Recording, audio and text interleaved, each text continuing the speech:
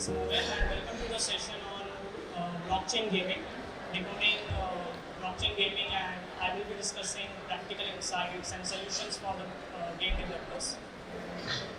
So first of all, let me introduce myself.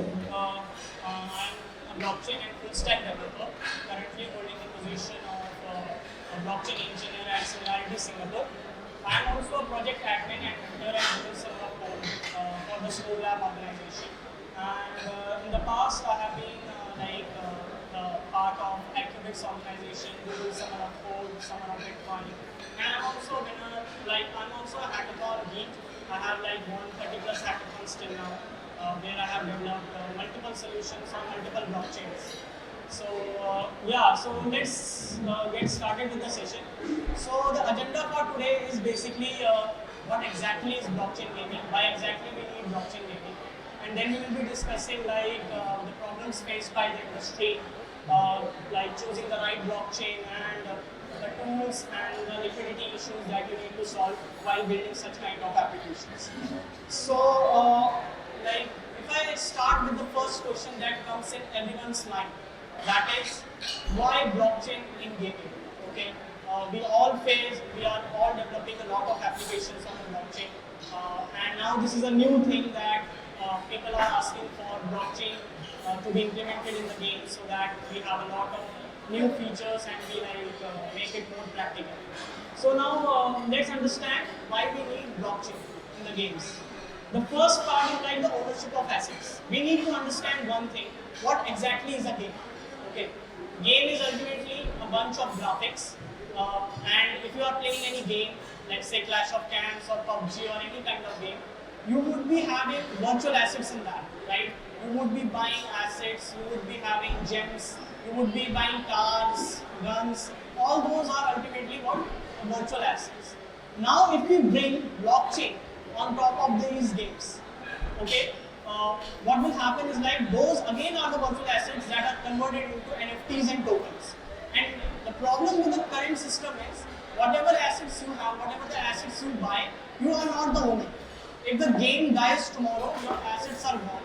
Okay, you are not the owner of those assets, and whatever you have invested in that game goes away with that. But if those assets are in the form of NFTs and tokens, all those assets remain in your wallet for the lifetime. If the game dies tomorrow, still those assets are present in your wallet. Now you might ask me still what is the use, right? The game has gone, and what I would do with the ownership of those assets. The thing is there is another market in the world which is called as collectible market. Okay, a lot of people buy cards, they buy past tokens, they buy currencies, they buy coins. So in the same way, these whatever the assets you have brought on the games, after 20-30 years, that can be valuable for someone, and you might be able to find a collectible for it. So the thing is, the ownership of assets is very important aspect. At least you are getting something with the blockchain games which you are not getting in the current Web2 stack. The second part is the decentralized economy. So my father always asked me one thing, when I was playing Clash of Clans, I was collecting a lot of gems in that. So he asked me why you are wasting a lot of time on such kind of games. What you are getting? I was saying I'm having 6,000 gems. I'm having 7,000 gems. So he asked me only one thing: is this the real money? Are you earning something out of it? My answer was no. But if you are on the blockchain, okay, those assets, whatever the gems, whatever the tokens you are getting from the game, those can be traded on the dexes. Almost all the blockchain games that are currently present, they all have dexes with them. You can trade those tokens, you can trade those virtual assets with other currencies. You can convert into USDC, you can convert into everything, and then you can eventually get INR and all that part. The third point comes the cross-chain interoperability. What do I mean by this? In the current Web2 games, if one game wants to use the assets of another game, okay, if you are playing PUBG, you have guns in that. Let's say there is another shooting game who wants to use those guns which are present in PUBG, they want to use it in this particular game. Or let's say the Web3 conference wants to invite like the top 5 PUBG players into the conference and want to give them the free passes. This is very difficult to do in the Web2 world. Of course you can do, but what you have to do for that, you have to do partnerships. You have to ask that particular PUBG game to share the APIs, to share the data, and then basically you will be able to give them the passes. You cannot do an automation. For automation you need APIs. Again, it's like a hectic process. But if it's on a blockchain, you all have those NFTs. You would be having a you are a top player NFT in your wallet. So the particular game or the Web3 conference just have to query the blockchain and see like whether you are having that NFT, and if you are having the NFT, they will issue the those passes to you. So you can see it's a public ledger ultimately. Like blockchain is a public ledger. So data is available freely, and it just removes the overhead of partnerships, API access, and all that. The fourth point is again like opportunity to earn real money. You can earn real money. You can trade those assets, and it's the best part for the players. We are actually bringing a new economy, a new way of earning for the players and the gamers. And then the fifth point is the provable fairness and transparency. So of course you don't want any cheating, any scam, any fraud in the games. And the blockchain is the best part, like the best layer. So as per the reports as well, like the global blockchain market was like $4.6 billion in 2022. And it's actually expected to rise like to 120 billion by 2028-30. It can go even further. Okay, there is a lot of potential in the Web3 gaming industry. I think currently the best use case, or you can say one of the use cases of the blockchain is this gaming and these games that are being developed. Of course, there are a lot of problems, but if we tackle those problems, it would be like a boom for the blockchain industry in bringing a lot of users, as well as for the players, gamers, and for everyone in the ecosystem. So now let's understand what are the challenges faced by this industry, and that is like for what this session is, and then we will discuss what are the solutions for it. So one of the first problem that is faced by this industry is basically speed and scalability issues. Okay, in the Web2 stack, like if you are deploying any gaming, you can scale any kind of servers, you can have any number of servers. But on the blockchain, if you are deploying on Polygon, Ethereum, or anything, you are confined within the limits of that particular blockchain. And this is a very the biggest UX, or you can say the biggest problem for the gaming industry, because games cannot run in like a very ugly fashion, or like a very it just stops in between, and you have to do transactions and all those things, which is taking like 5 minutes, 10 minutes of your time. You cannot do that. The second problem is the UX problem. I don't want to play any game in which I have to sign a transaction, I have to open the MetaMask 4 or 5 times, and that is basically like for every step I have to sign a transaction. I don't want that kind of game to be played. Okay, so that is another big problem. Then comes the bots. Bots is like you all know, like if you are deploying anything on the blockchain, there can be a lot of smart contracts that can act as a particular player. Okay, it's very problematic to differentiate between who is the real player, who is a bot, who is a smart contract, and such things can pose a big challenge for whatever the trading is happening in your game. For whatever the players, the multiplayer games, there can be like 100 bots competing against one particular player, which is not good for the games and for the players that are want to play those games. The fourth point is the liquidity issues. So if you are deploying your game on any of the blockchain, or if you are starting any new blockchain, okay, to deploy your game, it's very difficult to have a liquidity there. Okay, maybe on Polygon if you are deploying, that's fine, you will get a lot of dexes. But if you are deploying on totally a separate chain, bringing users to it, bringing liquidity to it is a very big problem. Also, it is very difficult for you to bring investors, liquidity providers to provide liquidity for your particular in-game assets. they want to like provide liquidity for Ethereum, USDC, and other tokens. They might not like to invest in a gaming token on which they don't have any belief. So that is also a big problem in this industry. Then comes the transparency. At one time, it's an advantage. On the other side, it's a disadvantage. Disadvantage in the sense you don't want to show users the actions that are done by the other players. Okay, it should be like any action you are doing, any turn-based game or any type of game you are playing. It should be it should not be seen by the others what kind of action or things like a particular player is doing. So there are a lot of solutions for it. ZK being the highest priority one. We will discuss that in some time.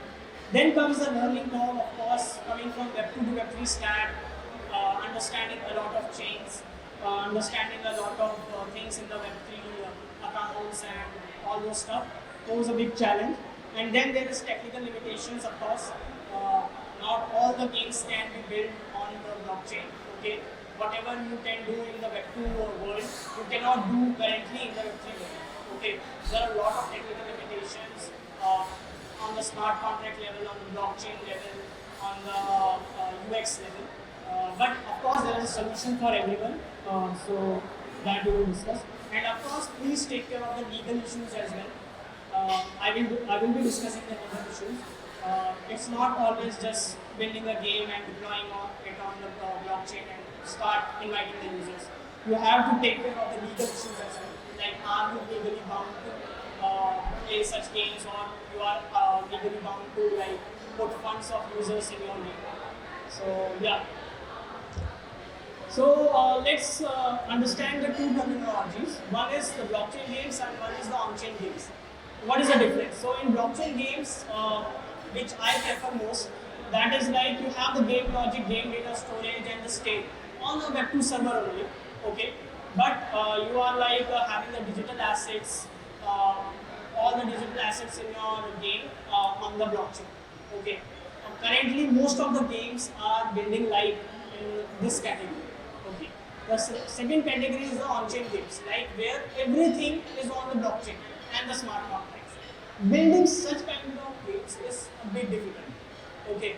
Because as I showed the challenges, the speed and the other stuff, it's not easy to build a fully on-chain game. But still, there is an option. There are a lot of fully on-chain games. They are mostly play-to-earn games, where you play on. There is a DeFi games and all those games are there. Building a shooting game and a fully functional game which needs a lot of processing power might not be possible at the current stage, but that's particularly the future.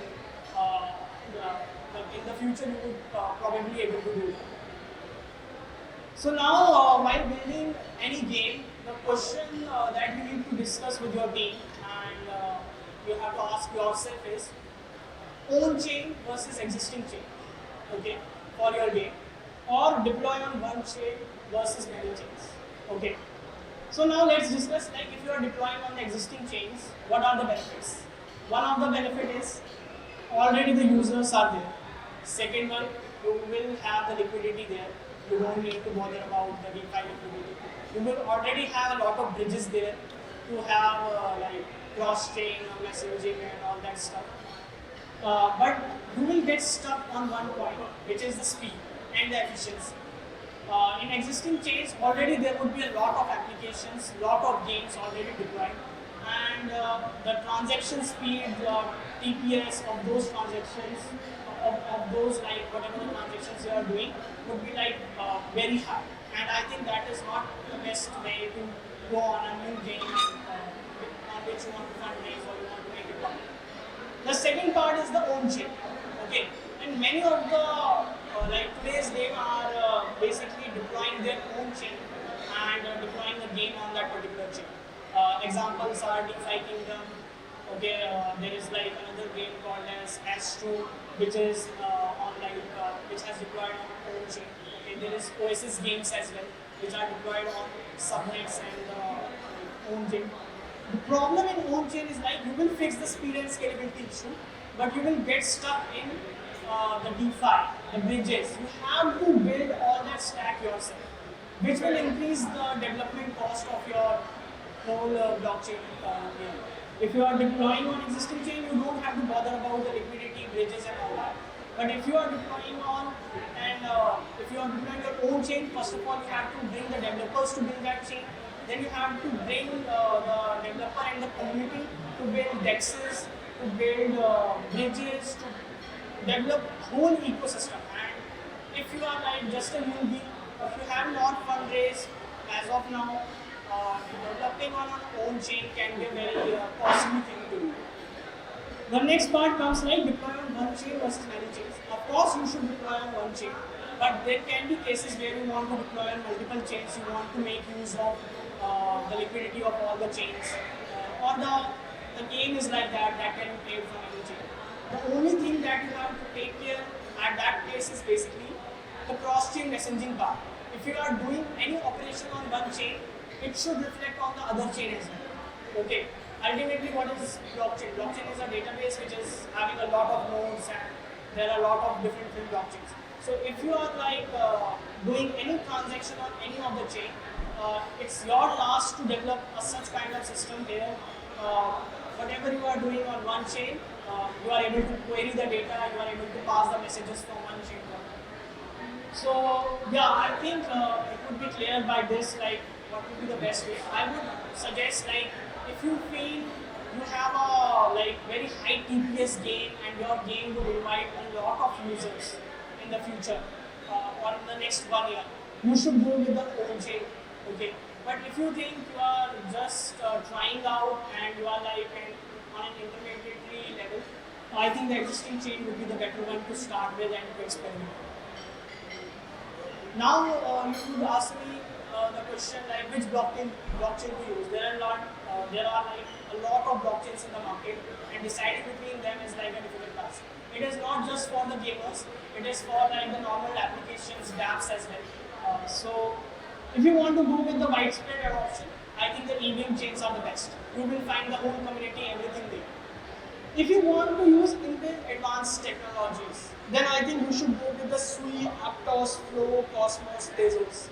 Okay, you might not have heard about these blockchains. I don't know how many of you have heard about these blockchains, but they possess a lot of features which are not present on the EVM chains. Let's say the account abstraction, multi-signature, session keys, hybrid custody management. These new chains have all those things inbuilt into their blockchain, which basically reduces the overhead of developing all these contracts, as well as it reduces the overhead of like deploying these things manually by you. So if you are like want to experiment with new chain and the new stuff, you should go with the Sui, Aptos, Flow, and all those blockchains. Next comes the if you want to make if you just want to make the use of digital assets features of the blockchain, then Immutable X, Solana, Loopring, all these blockchains are a great option for that. They don't have any like smart contract development on all those features. They just provide you fast processing of NFTs, tokens, and Immutable X has the inbuilt marketplace as well, which you can use to like have all the in-game assets traded easily at a very high TPS. Very high TPS is provided by the Immutable X chain. Then if you want to build your own chain, if you want to deploy your own chain, okay, for your game, then there is option for Polygon Supernets, Avalanche Supernets, Cosmos, OP-Stack, and the Substrate. If you want to build from scratch, Substrate is the key. There is another chain like this OP-Stack is widely used nowadays. Like a lot of people just spin up optimism node and they just start the blockchain on that particular node. So if I go like with my personal choice of which blockchain to use, these are two of the blockchains that are widely used. One is the Oasis. I don't know whether it's clear or not, but I'll just talk about this. This Oasis chain is built on the optimism stack. It has a layer 1 and a layer 2. Layer 1 being the Oasis hub, okay, where like most of the dexes and all those things remain. And then there are the boss layers. What they have done, they have differentiated between the two layers, layer 1 and layer 2. And layer 1 is just for the important stuff, and the layer 2 is for the games. So if you want to deploy any game tomorrow, just go to the basis chain, deploy a boss layer, and start transacting at a very high pace. And they basically have an optimistic roller. So whatever the transactions you are doing on the boss layer, it gets like put on the main layer 1.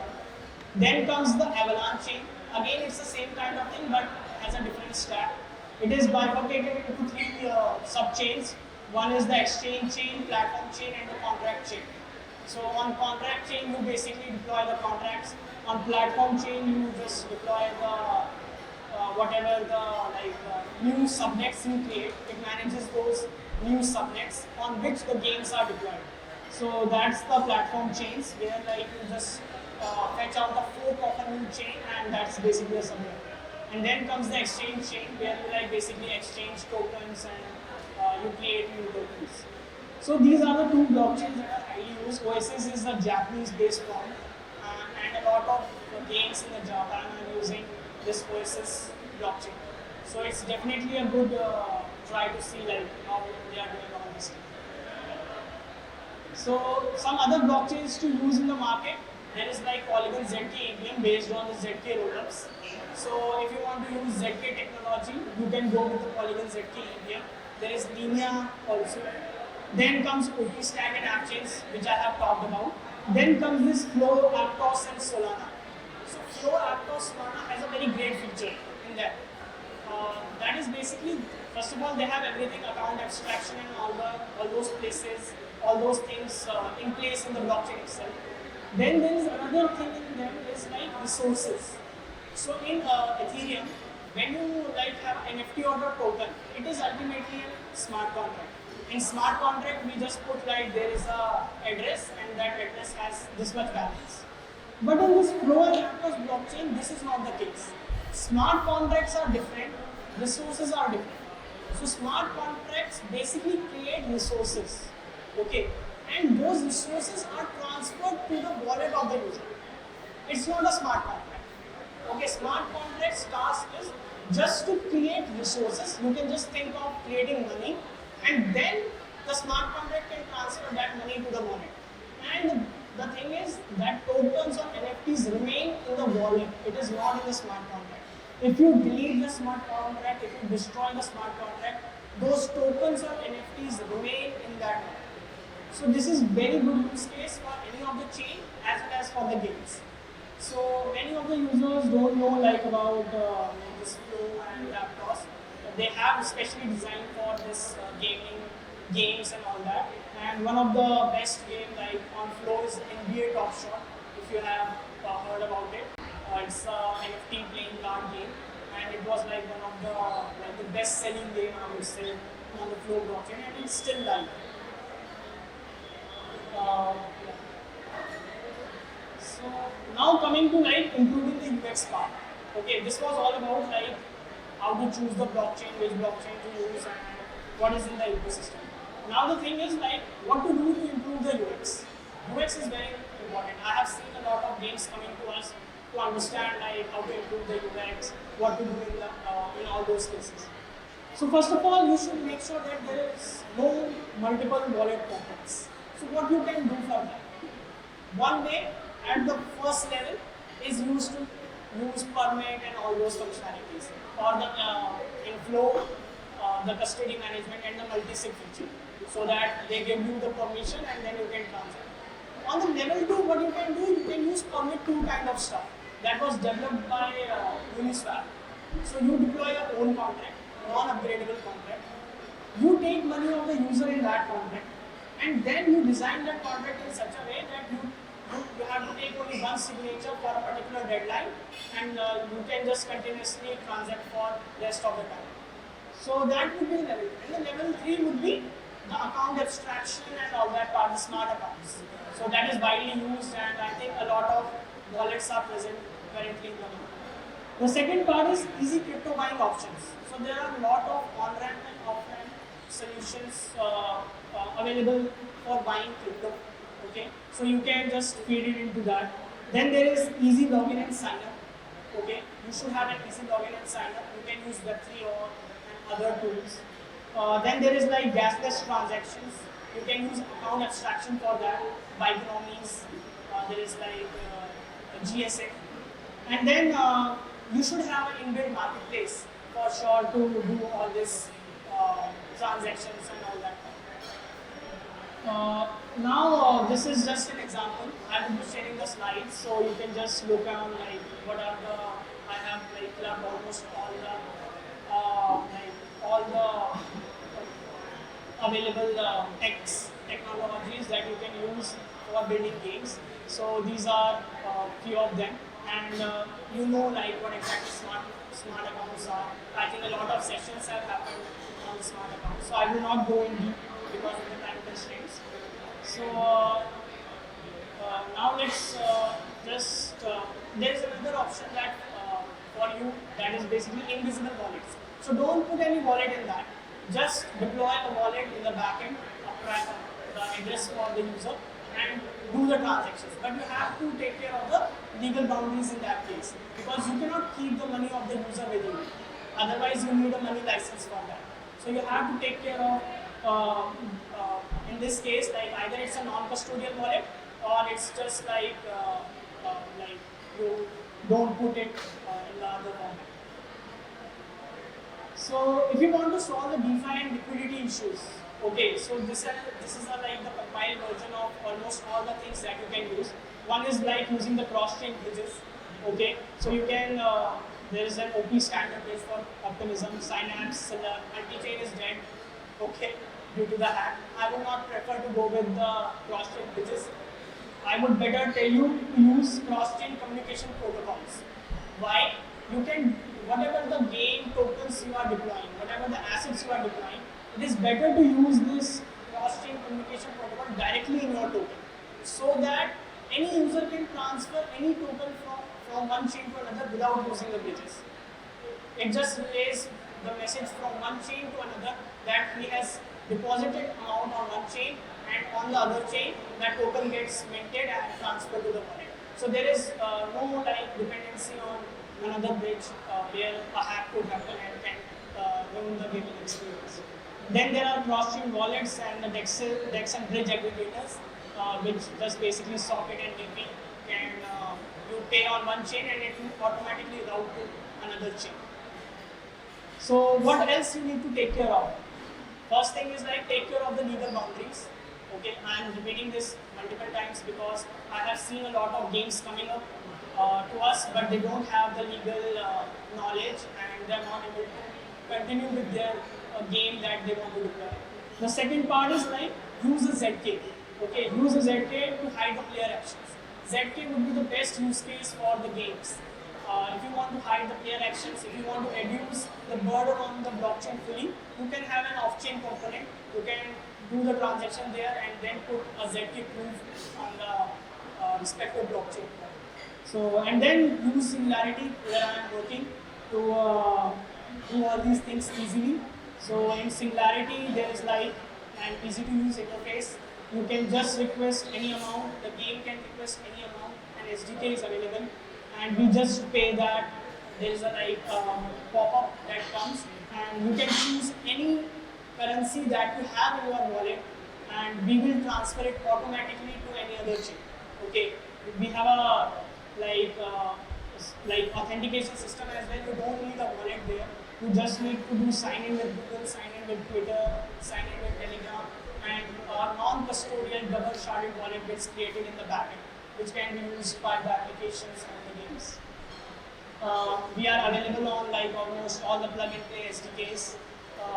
The custom auth is there for all the chains. We have an aggregated off-ramp and on-ramp. Whatever I said, like you to implement all these things, that is present with our SDK. You just have to implement our one SDK and we will do all the things for you. You don't have to bother about implementing all these things. This is for the app chains as well. If you are deploying your own chain, still we will be able to do all these things easily for you. So you don't have to bother about the DeFi and all those. So these are some of the tools I will share. this slide, so you can look at like what are the tools that you can use and how you can use all those tools. And yeah, if you want to prevent the bots, there is like spruce ID, polygon ID, and all those identity management softwares to prevent bots from coming to your to the hits. And if I talk about some of the examples in the gaming industry, there is like the Hunter Coin, Dark Forest. Dark Forest is based on ZK. Then there is DeFi Kingdom. It's one of like if you invest in DeFi Kingdom, like you play the DeFi Kingdom game, you would be able to get 300 APR. Okay, you would be able to get a lot of cashbacks and token backs out of it. So DeFi Kingdom is like one of the popular games running on the Avalanche subnet. So you can see they are running their own chain to build all this stuff. That DeFi Kingdom. They have like made a seamless UX. They have like named the dexes, bridges as traders and other stuff. So you can definitely try that game as well, and you can just gain from the experience of how that is built. Then there is like the NBA Top Shot and X Infinity. NBA Top Shot I talked about Flow blockchain, the NFT card game, one of the best games in the market. So I would just say at last that the blockchain industry is like growing and it has a lot of potential. It's just like it's all about like how the developers and the organization are leveraging this blockchain tech and how they are developing the games. If you make the UI, UX and everything very simple for the user, you would be able to like make a game which will do wonders in the market. And already there are a lot of people that are building games on blockchain, but the thing is we still need to understand what is the best way to do it and how to do it. I hope from this session you will be able to understand all about the blockchain gaming and what blockchains and technologies you can use. So if you have any questions, please. Yeah. So, great and insightful session from Mohit. So, as you know, one of our Web3Conf is focusing on all the aspects of blockchain. But NFT art and gaming were one of our more major focuses this year. So, I'm sure this session will be must be very insightful for you. Due to time constraints, I'll be taking only one question, right? So, sure. How can someone learn writing games and using ZK for games? Is there any resources that are available? See, there are like a lot of resources. First of all, you have to understand if you are like developing the ZK tech yourself for the game, like you have to understand the circle and all those aspects of the game. But there is like the Starknet as well. If you just want to leverage the games directly on the blockchain, you can use the Starknet blockchain where they provide the Cairo language and you can directly write the code there, and it's like a bit easy as compared to writing the circle and all those circuits yourself. So you can try the Starknet blockchain to start building blockchains on it. There are a lot of games I have seen. I was in the Starknet conference. I saw a lot of games there which were leveraging the Starknet ecosystem to build those all kind of games. And there are a lot of resources available. I would just definitely share the links after it. Okay, so if you want, you can do. And if you want to take the example, just do read about the Dark Forest game. There is a YouTube video as well on it. What were the challenges they faced while building that ZK game? Because ZK you have to definitely use in your the game and blockchain, because without it you cannot have that secrecy that is needed in a multiplayer game. So you have to further deep dive into that, and I would suggest like if you are just starting with that, if you are just starting building with the games, you can try Starknet and other blockchains. Thank you. Cool. So, anyone else? Okay. So, Mohit, as we know, in games, in competitive games like CS:GO, like airdrops and NFT airdrops are very common, right? So, apart from this, what other use cases? Like this is my question. Right? So, apart from this, like maybe ticketing, like NFT as a ticketing, as an entry access, or as various unique SDKs that we use, like which uses more integrated games. So what are the use cases do you see of blockchain in gaming? As I just mentioned that there can be like anti-cheat mechanisms, okay, anti-cheat systems. Uh, One part is like you are converting virtual assets into that, the NFT ticketing and all that. The second aspect is like, see, we have to understand that the game, what exactly are games, like what exactly a player wants from the game. He wants something new, okay. He wants like to analyze that game and to like play that game in a very different fashion, okay. If you bring new things to it, he would be more like appeal to that particular game. So if you are bringing like blockchain, if he is able to see, okay, there is like a lot of tokens that I can earn from. There is like an anti-cheat system that no player can like crack.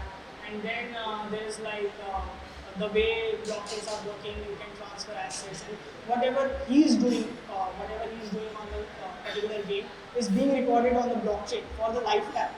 So all these things are appealing, and that is what a particular game wants. Okay, game wants users, and to attract users, they need something new.